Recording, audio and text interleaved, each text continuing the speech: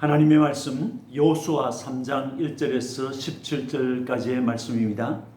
그 가운데 14절 말씀을 제가 봉독하겠습니다.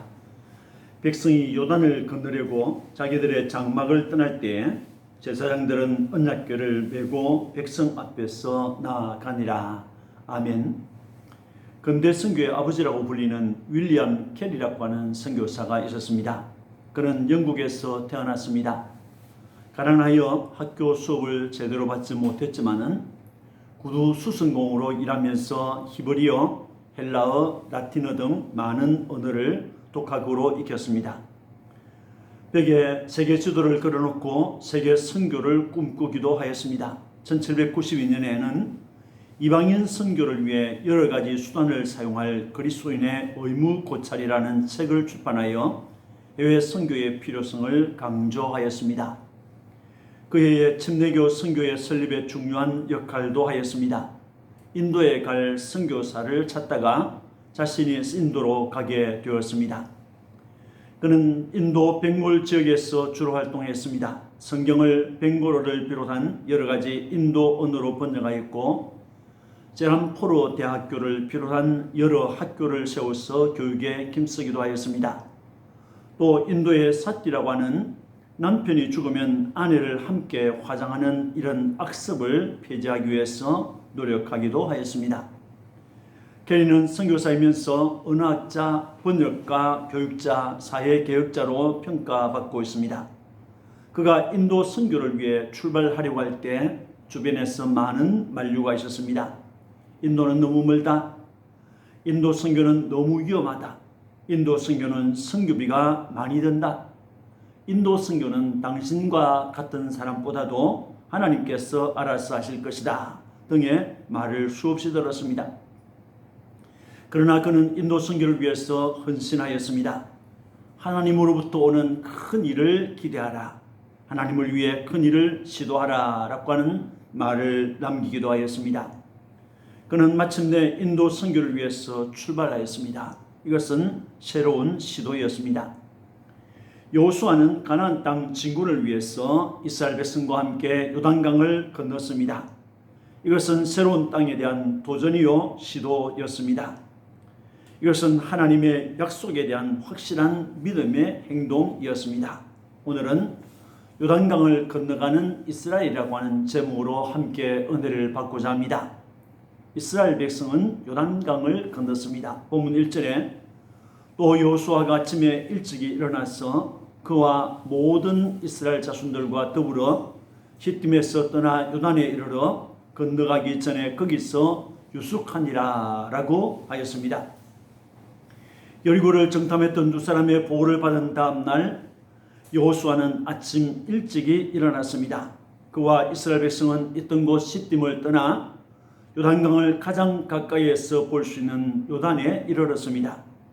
거기서 이스라엘 백성은 사흘을 유숙하였습니다.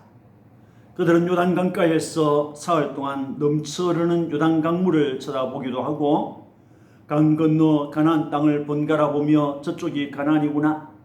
하나님께서 우리에게 주시기로 약속한 땅이 바로 저기에 있다라면서 그 땅에 들어가게 될 기대감과 지난 40년 동안의 일들을 회고하면서 시간을 보냈을 것입니다. 동시에 그들은 여호수아의 다음 명령을 기다리면서 휴식을 취하였습니다. 그렇게 사흘을 보낸 후에 이스라엘은 요단강을 건너 가나안 땅으로 들어갔던 것입니다. 저들은 어떻게 요단강을 건너갔습니까? 언약궤를 맨 제사장들이 제일 앞에 서고 백성은 그 뒤를 따랐습니다. 본문 2절과 3절에 사흘 후에 관리들이 진중으로 두루다니며 백성에게 명령하여 이르되 너희는 레위 사람 제사장들이 너희 하나님 여호와의 언약궤에 매는 것을 보거든 너희가 있는 곳을 떠나 그 뒤를 따르라 라고 하였습니다. 여호수아는 관리들을 통하여 백성에게 명령하였습니다. 너희는 레위 사람 제사장들이 너희 하나님 여호와의 언약궤에 매는 것을 보거든 너희가 있는 곳을 떠나 그 뒤를 따르라 라고 하였습니다. 또 제사장들에게는 6절 말씀에 언약궤를 메고 백성의 앞장서서 건너라고 했습니다. 8절을 보면 너희가 요단강 물가에 이르거든 요단에 들어서라 라고 했습니다. 그래서 하나님의 궤를 맨 제사장들이 제일 선두에 서게 된 것입니다. 백성은 그 뒤를 따랐습니다. 언약궤는 출애굽한 이스라엘 백성이 광야를 지난 동안 40년의 대부분을 이스라엘의 중심에 있었습니다. 행진할 때를 제외하면 언약궤는 백성의 진중앙에 있었습니다. 이제 요단강을 건너 가나안으로 들어가면서 하나님의 궤를 맨 제사장들이 선두에 서게 된 것입니다. 백성은 그 뒤를 따랐습니다. 백성이 요단강을 다 건너가기까지 언약궤를 맨 제사장은 요단강 중앙에 있었습니다. 그래서 요단강 가운데 있었습니다. 언약궤는 여러 가지 이름으로 불렸습니다. 궤 또는 증거궤, 여호와의 언약궤, 여호와의 궤, 하나님의 궤 등 여러 가지 이름으로 불렸습니다. 중요한 것은 모세가 시내산에서 받은 언약의 말씀, 즉 십계명의 말씀이 적혀 있는 두 돌판이 그 속에 있었기 때문에 언약궤라고 하였습니다. 언약궤는 조각목으로 만들었습니다. 길이는 2규빗 반, 높이와 너비는 각각 1규빗 반으로 된 상자로서 안팎은 금으로 싸고 상단에는 테를 둘렀습니다. 또 옆면에는 운반할 때 사용할 수 있는 금으로 싼 막대기를 낄 수 있는 고리가 있었습니다. 궤의 뚜껑으로서는 순금판은 하나님과 사람이 만나는 은혜의 장소인 속죄소라고 불렀고 그 양쪽 끝에는 금으로 만든 2개의 그룹이 서로 마주보게 하였습니다. 이 언약궤를 멜 때에는 레위 지파 고핫 자손이 어깨에 메고 운반하였는데 요단강을 건널 때와 여리고성을 함락할 때는 제사장들이 어깨에 메었다고 하였습니다. 언약궤 안에는 십계명의 말씀이 적힌 2 돌판이 있었습니다. 그리고 아론의 쌍난 지팡이가 있었습니다. 만나가 있었습니다. 또 그것을 담은 금 항아리가 보관되어 있었습니다. 2 돌판은 말씀이신 그리스도, 만나는 생명의 떡이신 그리스도, 항아리는 살과 피를 쏟으신 그리스도의 육체, 아론의 쌍난 지팡이는 부활하신 예수 그리스도를 상징하고 있습니다. 그래서 전체적으로 언약궤는 이스라엘 백성 가운데 계신 하나님의 영광스러운 임재를 상징하고 있습니다. 신약적인 의미에서는 예수를 상징하고 있는 것입니다. 자기 백성 가운데 오신 임재하신 예수 그리스도를 상징하고 있습니다. 이스라엘 백성은 언약궤와 거리를 두고 행진하였습니다. 본문 4절에 그러나 너희와 그 사이 거리가 2000규빗쯤 되게 하고 그것에 가까이 하지는 말라. 그리하면 너희가 행할 길을 알리니 너희가 이전에 이 길을 지나보지 못하였음이니라 하니라 라고 하였습니다. 언약궤를 맨 제사장들과 백성 사이에는 2000규빗 즉 900m 정도의 거리를 두었습니다.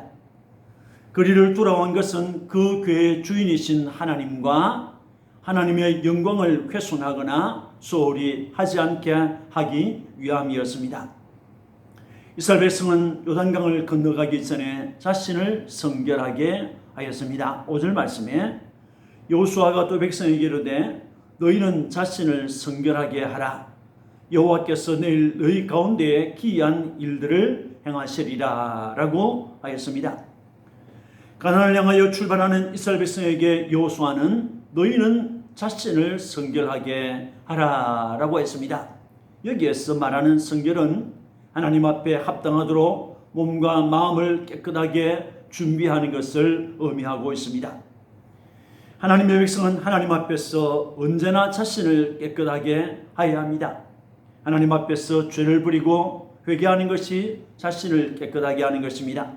그렇게 해야 할 이유는 하나님께서 쓰실 것이기 때문입니다. 출애굽기 19장 10절에 여호와께서 모세에게 이르시되 너는 백성에게로 가서 오늘과 내일 그들을 성결하게 하며 그들에게 옷을 빨게 하고 라고 했습니다. 그래서 모세는 산에서 내려와 백성에게 성결하게 할 것을 말하였고 백성은 자기들의 옷을 빨았습니다. 또 출애굽기 19장 22절에 또 여호와께서 각각 여호와에게 가까이 하는 제사장들에게 그 몸을 성결히 하게 하라라고 했습니다. 백성을 대신하여 하나님께 나아가는 제사장은 몸을 성결하게 해야 했습니다.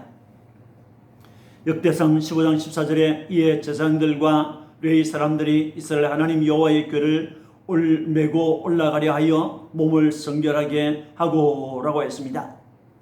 하나님의 궤를 옮기는 제사장들과 레위 사람들은 자신을 성결하게 하였던 것입니다.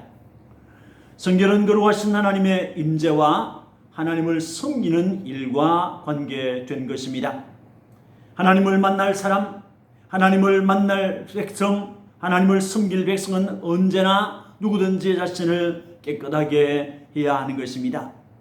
자신을 성결하게 하는 것은 구체적인 행동은 옷을 빠는 것과 여인을 가까이 하지 않는 것 등이었습니다. 여호수아가 요단강을 건너 가나안으로 가는 백성에게 자신을 성결하게 하라고 한 것은 어떤 의미가 있습니까? 요단강을 건너야 하니까 물건들을 잃어버리지 않게 잘 싸매시오. 짐승들을 잃어버리지 않게 줄로 단단히 묶으시오. 가나안으로 돌아가는 길에 공격을 당할 수도 있으니 무기를 잘 점검하시오. 양식을 챙기시오 라고 하는 이런 말을 해야 할 텐데 여호수아는 그런 말을 하지 않고 자신을 성결하게 하라고 명령하였습니다. 이것은 하나님께서 행하실 일 때문이었습니다. 여호와께서 내일 너희 가운데 기이한 일들을 행하시리라 라고 했습니다. 여호와 하나님께서 행하실 일이라고 했습니다. 여호와 하나님께서 내일 행하실 일이라고 했습니다. 여호와 하나님께서 내일 이스라엘 백성들 가운데서 행하실 일이라고 했습니다. 그 일들을 가리켜서 기이한 일들이라고 했습니다. 하나님의 언약궤를 맨 제사장이 요단강 물을 밟을 때 요단강의 물은 멈추어 서고 이스라엘 백성은 그 강을 무사히 건너가게 될 것입니다. 이것은 이스라엘 백성들에게 참으로 기이한 일, 놀라운 일이었습니다. 하나님께서 행하시는 놀라운 일을 이스라엘 백성이 목격할 것이기 때문에 그것을 볼 사람들은 모두 성결하게 하라고 했습니다. 그들은 그 일을 행하실 하나님을 만나기 위해서 자신을 성결하게 해야 한다는 것입니다. 자신을 성결하게 하는 것이 먹을 양식을 준비하는 것이나 군사적인 무기를 준비하는 것보다도 더 중요한 것입니다. 여러분, 이스라엘 백성은 언약궤를 중심으로 진을 치고 언약궤를 따라서 이동하였습니다. 이것은 이스라엘 백성이 하나님 중심, 말씀 중심, 성막 중심으로 살아야 한다는 것을 알려주고 있습니다. 요단강을 건널 때 요단강에 제일 먼저 들어갔던 언약궤는 하나님의 백성이 요단강을 모두 건널 때까지 강 중앙에 있었습니다. 이것은 하나님께서 자기 백성과 함께 한다는 것과 그들의 걸음을 인도하신다는 것과 그들을 지켜주고 있다는 사실을 보여준 것입니다. 요단강을 건너는 이스라엘 백성은 성결해야 했습니다. 바울은 신약교회 성도들에게 고린도후서 7장 1절에 그런즉 사랑하는 자들아 이 약속을 가진 우리는 하나님을 두려워하는 가운데서 거룩함을 온전히 이루어 육과 영의 온갖 더러운 것에서 자신을 깨끗하게 하자라고 했습니다. 디모데후서 2장 21절에는 또 그러므로 누구든지 이런 것에서 자기를 깨끗하게 하면 귀히 쓰는 그릇이 되어 거룩하고 주인의 쓰심에 합당하며 모든 선한 일에 준비함이 되리라 라고 했습니다. 바울은 그 다음 구절들 디모데후서 2장 22절에서 24절까지 자신을 깨끗하게 하는 일을 구체적으로 설명하였습니다. 정욕을 피하는 것이라고 했습니다. 또 주를 깨끗한 마음으로 부르는 자들과 함께 의와 믿음과 사랑과 화평을 따르는 것이 성결하게 하는 것이라고 했습니다. 어리석고 무식한 변론을 버리는 것이 깨끗하게 하는 것이라고 했습니다. 또 다투지 않는 것을 말하였습니다. 하나님은 우리 가운데 큰 일을 행하시는 분입니다. 그분 앞에서 우리는 항상 성결하기를 힘써야 합니다. 우리가 저 영원한 가나안 땅으로 갈 사람들이기 때문에 이 땅에서부터 성결의 연습을 부지런히 해야 되는 것입니다. 이렇게 자기를 깨끗하게 단장하는 여러분들이 되시기를 주님의 이름으로 축원합니다. 예수 그리스도의 보혈로 죄 씻음을 받아야 하는 것입니다. 이스라엘 요단강을 건너갈 때 하나님의 기적이 일어났습니다. 본문 8절에 너는 언약궤를 맨 제사장들에게 명령하여 이르기를 너희가 요단 물가에 이르거든 요단에 들어서라 라고 하였습니다. 이것은 하나님께서 여호수아에게 하신 말씀입니다. 그 말을 들은 여호수아는 백성에게 13절을 보면 온 땅의 주 여호와의 궤를 맨 제사장들의 발바닥이 요단물을 밟고 멈추면 요단물 곧 위에서부터 흘러내리던 물이 끊어지고 한 곳에 쌓여 서리라 라고 하였습니다. 여호수아의 명령을 따라서 하나님의 궤를 맨 제사장들이 제일 먼저 일어나서 요단강을 향하여 가자 이스라엘 백성이 그 뒤를 따랐습니다. 드디어 언약궤를 맨 제사장이 요단강 가운데 들어서게 되었습니다. 그때 여호수아의 말처럼 흘러 넘치던 요단강물은 끊어지고 한 곳에 쌓여 서게 되었습니다. 또 요매로 흘러가는 물은 온전히 끊어지고 말았습니다. 그래서 백성은 요단강을 건너서 여리고 앞으로 가게 되었습니다. 하나님의 언약궤를 맨 제사장들은 백성이 요단강을 다 건너가기까지 요단 가운데 즉 마른 땅에 굳게 서 있었습니다. 요단강 물이 멈추어 서고 백성이 요단강을 건너간 것은 하나님께서 행하신 기이한 일이었습니다. 이것이 기적인 것입니다. 여러분, 요단강의 기적은 하나님의 언약궤를 맨 제사장들이 요단강에 들어섰을 때 일어났습니다. 백성은 그 뒤를 따라서 요단강으로 들어갔고 요단강을 건너갈 수 있었습니다. 언약궤를 맨 제사장들은 백성이 모두 건너가기까지 강 가운데 서 있었습니다. 제사장들이 언약궤를 메고 요단강으로 들어갈 때까지 요단강에는 아무런 일이 일어나지 않았습니다. 자칫하면 넘쳐 흐르는 물에 휩쓸려 갈 수도 있었지만은 제사장들은 하나님께서 여호수아를 통하여 하신 말씀을 하나님의 말씀으로 믿었습니다. 그들이 하나님을 믿지 않았다면, 그들이 하나님의 말씀을 믿지 않았다면 무거운 언약궤를 메고 요단강으로 들어가지 않았을 것입니다. 그들은 물이 줄어들기를 기다리지 않았습니다. 그들은 언약궤를 메고 어깨에 메고 갔습니다. 어깨에 메라고 하는 여호수아의 말을 하나님의 명령으로 믿었고 그 믿음 때문에 어깨에 메고 요단강으로 들어갔던 것입니다. 믿음과 순종은 기적을 일으키는 것입니다. 믿기를 축원합니다. 그렇다면 요단강의 기적은 왜 일어났습니까? 하나님께서 요단강을 마르게 하고 이스라엘 백성이 마른 요단강을 건너가는 기적을 출애굽 2세대인 이스라엘 백성에게 보여주셨습니다. 이 기적은 분명한 목적이 있었습니다. 첫째는 여호수아가 이스라엘 백성의 지도자라는 것을 드러내셨습니다. 본문 7절에 여호와께서 여호수아에게 이르시되 내가 오늘부터 시작하여 너를 온 이스라엘의 목전에서 크게 하여 내가 모세와 함께 있었던 것 같이 너와 함께 있는 것을 그들이 알게 하리라 라고 하였습니다. 모세가 세상을 떠난 후에 하나님은 여호수아를 이스라엘의 지도자로 세우셨습니다. 이 사실을 백성도 알고 있습니다. 그러함에도 여호수아를 모세의 수종자로만 생각하는 자들이 있었습니다. 그것은 40년 동안 모세의 영향 아래 있었기 때문일 수도 있지만은 백성의 고약한 버릇 때문이었습니다. 그들은 여호수아는 부족해. 모세의 흉내는 낼 수 있지만은 여호수아는 지도자가 아니야 라고 생각했을 것입니다. 그런데 요단강 두화 기적을 통해서 하나님은 백성의 마음에서 이런 생각을 완전히 제거시켜버렸습니다. 하나님께서 하시는 말씀은 내가 오늘부터 시작하여 너를 온 이스라엘의 목전에서 크게 할 것이다 라고 하였습니다. 내가 너를 이스라엘의 위대한 지도자로 만들겠다, 존경받을 지도자로 세우겠다는 것입니다. 내가 모세와 함께 있었던 것 같이 너와 함께 있는 것을 그들로 하여금 알게 할 것이다 라고 하였습니다. 하나님은 언제나 자신이 세우신 일꾼과 함께 하셨습니다. 그렇게 함으로 백성의 마음에서 불신과 자만심을 빼고 하나님께서 세우신 지도자를 믿게 하셨습니다.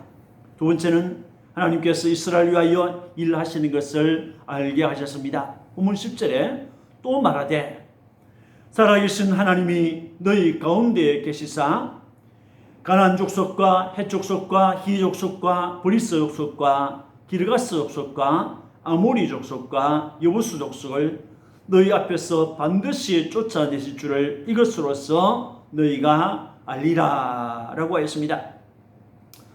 요단강 동화의 기적을 통하여 살아계신 하나님은 이스라엘 백성에게 여호수아는 하나님께서 세우신 지도자라는 것을 알게 하셨고 하나님께서 그들 가운데 계시다는 것을 나타내셨습니다. 그뿐만 아니라 살아계신 하나님께서 가나안의 유명한 7 부족을 이스라엘 백성들 앞에서 반드시 쫓아내실 것이라는 사실을 백성에게 확신시켜 주었습니다. 이것은 아브라함을 통하여 창세기 15장에서 예언하였던 말씀의 내용이 되겠습니다. 여러분, 하나님은 어떤 일을 행하실 때 반드시 목적하신 바가 있었습니다. 그 목적을 이루셨습니다. 그러므로 역사 속에 일어나는 일들 가운데서 아무 의미 없이 일어나는 일은 아무것도 없습니다. 예수님께서도 아무 의미 없이 기적을 행하지 않았습니다. 제 아들의 마음에 믿음을 불러일으켰고 주님을 믿게 하려는 목적이 있었던 것입니다. 사랑하는 성도 여러분, 앞에서 말씀드린 윌리엄 캐리라고 하는 선교사는 하나님께서 요구하시는 인도 선교를 위해서 배를 타고 대서양과 인도양을 건너서 인도로 갔습니다. 그는 그의 앞에 어떤 일이 일어날지 몰랐습니다. 그 결과가 어떠할지를 몰랐습니다. 다만 하나님의 부르심에, 하나님의 명령에 순종했던 것입니다. 오직 하나님과 하나님의 약속을 믿는 믿음으로 인도 선교에 뛰어들었던 것입니다. 여호수아는 이스라엘 백성과 함께 요단강을 건너 가나안 땅으로 갔습니다. 언약궤를 맨 제사장이 앞장을 섰습니다. 백성이 그 뒤를 떠났습니다. 언약궤를 맨 제사장의 발이 요단강에 물을 밟는 순간 흘러내리던 요단강의 물은 그쳐 마른 땅이 되었습니다. 이스라엘 백성이 요단강을 건너서 이스라엘 백성은 요단강을 건너서 가나안으로 가는 그 길은 하나님과 하나님의 말씀을 믿고 순종하는 길이었습니다. 이스라엘 앞에서 넘쳐 흐르던 요단강물처럼 우리가 알지 못하는 많은 어려움이라고 하는 강물이 저 영원한 가나안으로 가려고 하는 우리의 길을 막으려고 합니다. 이 강을 건너가야 영원한 축복의 가나안에 이르게 되는 줄 믿습니다. 그러므로 저와 여러분들은 하나님을 믿고 하나님의 말씀을 믿고 하나님의 약속을 믿고 이 요단을 건너가야 하는 것입니다. 하나님은 모든 길을 보여주신 다음에 믿으라고 하지 않습니다. 모든 것을 보여주신 다음에 순종하라고도 하지 않습니다. 믿고 순종하는 사람에게 다음이라고 하는 길을 하나님께서 열어주시고 보여주시는 것입니다. 그분의 약속과 그분의 인도하심을 믿고 그분의 지키심을 믿고 순종하여 나가는 여러분이 되시기를 주님의 이름으로 축원합니다. 아멘. 기도하겠습니다. 하나님 아버지, 오늘은 이스라엘 백성들이 요단강을 건너갔다고 하는 주님의 말씀을 들었습니다. 참으로 요단강 물은 이스라엘 백성들에게 큰 장애물같이 보였지만은 하나님의 말씀을 믿고 하나님의 약속을 믿고 요단강을 건너갔습니다. 제사장들이 언약궤를 메고 먼저 요단강을 강물을 밟았습니다. 그때 하나님께서 그들에게 기적을 나타내셨습니다. 그를 통하여 하나님께서 여호수아가 하나님이 세우신 지도자라는 것을 나타내시고 또 하나님께서 그들과 함께 있다는 것을 보여주시고 하나님께서 큰 일을 행하신다는 것을 저들에게 보여주셨습니다. 자비하신 하나님 아버지, 오늘 이 세상을 살아가는 날 동안에 우리가 저 영원한 가나안을 향하여 나아갈 동안에 우리 앞에 넘쳐오르는 요단강물처럼 우리의 앞길을 막는 여러 가지 장애물들이 찾아옵니다. 주님, 이 장애물을 건너가려고 할 때 하나님을 믿고 살아계신 하나님을 믿고 가게 하옵소서. 하나님의 약속의 말씀을 믿고 순종하게 하옵소서. 하나님, 그렇게 하는 자에게 하나님은 요단강물을 마르게 하셔서 건너가게 하실 줄 믿습니다. 하나님의 약속을 믿고 따르는 축복의 성도들이 되게 하여 주옵소서. 우리 구주 예수 그리스도의 이름으로 축복하고 기도합니다. 아멘.